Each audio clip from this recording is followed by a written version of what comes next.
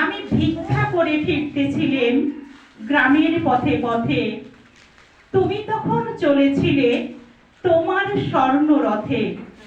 অপূর্ব এক স্বপ্ন সম লাগতেছিল চোখে মম। কি বিচিত্র শোভা তোমার, কি বিচিত্র সাজ।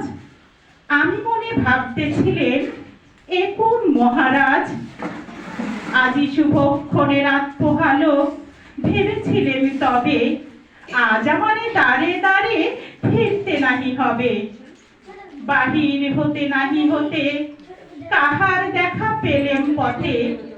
চলিতে রথ ধনধান্য ছড়াবে দুই ধারে।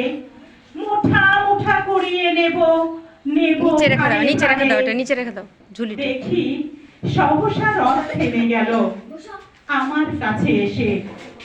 আমার মুখপানে চেয়ে নামলে তুমি হেসে। দেখে মুখের প্রসন্নতা জুড়িয়ে গেল সকল ব্যথা। হেনকালে কিসের লাগি তুমি অকস্মাৎ আমায় কিছু দাও গো বলে বাড়িয়ে দিলে হাত। মরি, এ কি কথা রাজাধিরাজ, আমায় দাও গো কিছু। শুনে ক্ষণকালের তরে রহিনু মাথা নিচু। তোমার কি অভাব আছে ভিখারি ভিক্ষুকের কাছে। এ কেবল কৌতুকের বসে আমায় প্রবঞ্চনা। ঝুলি হতে দিলেন তুলে একটি ছোট কণা।